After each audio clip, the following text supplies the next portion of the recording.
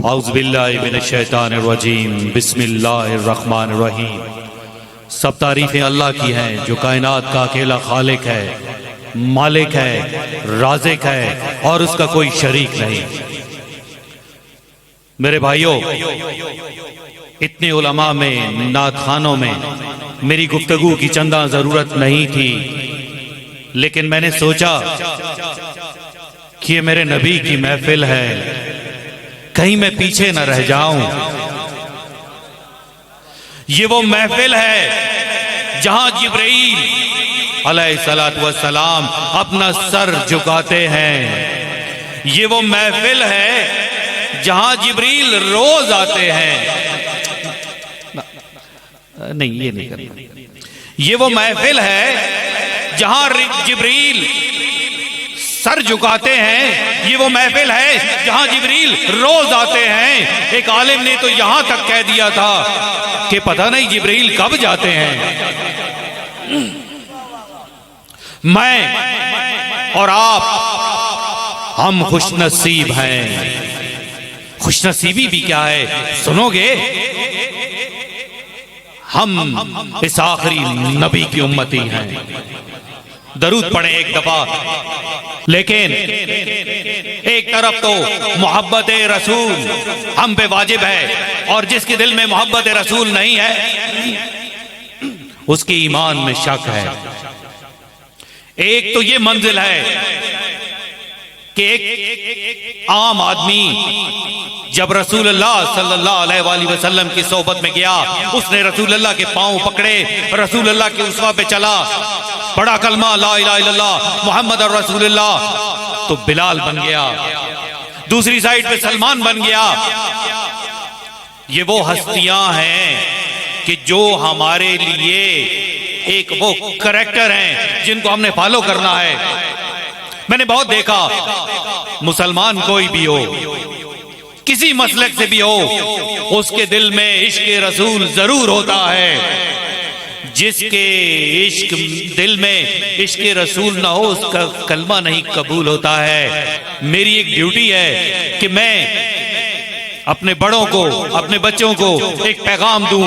وہ پیغام جو غار حرا سے نکلا تھا، اگر مصطفیٰ کی زبان کو روک دیا جائے، خاموش کر دیا جائے، تو نہ سنت بچتی ہے نہ قرآن بچتا ہے۔ قرآن جو عظیم کتاب ہے، جو آخری کتاب ہے، جو حکمت سے بھرپور کتاب ہے، وہ میرے پاس میرے نبی لے کر آئے صلی اللہ علیہ وآلہ وسلم۔ تو ہمیں چاہیے کہ ہم قرآن کی طرف رجوع کریں، اور آج کی محفل کے بعد ان آیتوں کو اپنے دل پہ لکھ لیں، پھر ہم مومن بنیں گے۔ مومن محبت سے صرف نہیں بنتا جب تک کردار مصطفیٰ کو اپنی اوپر اوڑھ نہ لے، ایمان ذرا دور رہتا ہے۔ تو دیکھتے ہیں قرآن نے کیا کہا، یسبح للہ ما فی السماوات وما فی الارض الملک القدوس العزیز الحکیم۔ اہل علم، هو الذی بعث فی الامیین رسولا منہم یتلو علیہم آیاتہ وَيُزَكِّيهُمْ وَيُعَلِّمُهُمُ الْكِتَابَ وَالْحِكْمَةَ وَإِنْ كَانُوا مِنْ قَبْلُ لَفِي ضَلَالٍ مُبِينٍ۔ 1440 سال پیچھے چلے جاؤ، اپنے ذہنوں میں وہ مکہ لے کر آؤ جب مکے والے بیٹیوں کو گاڑ دیتے تھے زمینوں میں۔ اللہ نے ہم پہ احسان کیا، وہ احسان کیا ہے؟ سب سے پہلے اللہ کی بڑائی بیان کرنی ہے۔ ہر مومن کی یہ ڈیوٹی ہے کہ وہ سب سے پہلے اللہ کی بڑائی بیان کرے گا، کیونکہ یہ 1,24,000 انبیاء کی سنت ہے، یہ میرے رسول کی سنت ہے۔ اشہد ان لا الہ الا اللہ۔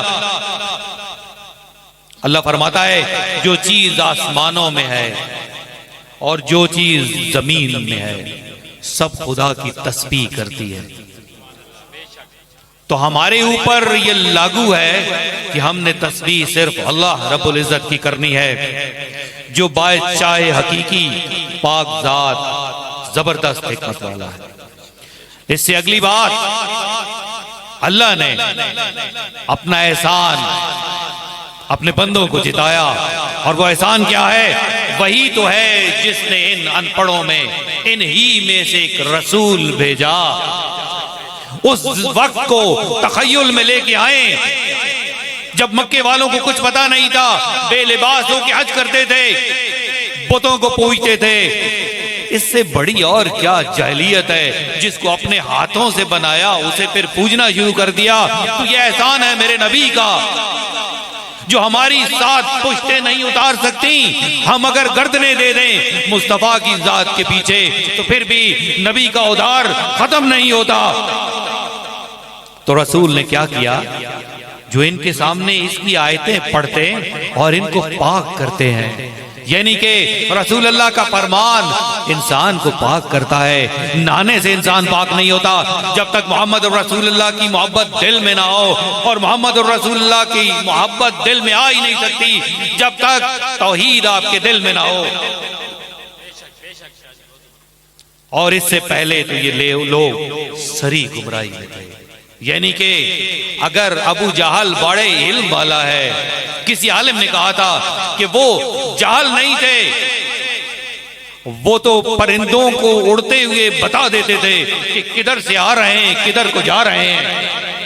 اونٹ کے منہ کی خوشبو کو سونگھنے کے بعد وہ بتا دیتے تھے کہ اس نے کہاں پہ سے وہ چر کے آیا ہے، لیکن وہ ابو جہل تھے۔ نہیں مانا تو ایک اللہ کے پیغام کو نہیں مانا۔ تو میں آپ سب سے یہ گزارش کروں گا کہ قرآن کا یہ جو پیغام ہے، اس پیغام کو ضرور دل میں لے کر جانا۔ تھوڑا سا وقت میں نے اسی لیے لیا کہ یہ پیغام میری ڈیوٹی تھی۔ اس کے بعد سورہ زمر آیت 11، 12 اور 13 میں اللہ رب العزت فرماتا ہے قُلْ إِنِّي أُمِرْتُ أَنْ أَعْبُدَ اللَّهَ مُخْلِصًا لَهُ الدِّينَ۔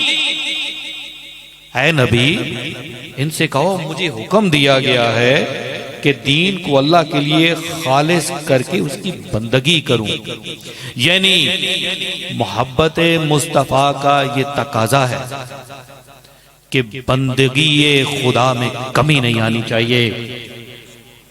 اگر ہم ہر وقت سجدے میں گرے رہیں تو اللہ کی نعمتوں کا شکر ادا نہیں ہوتا۔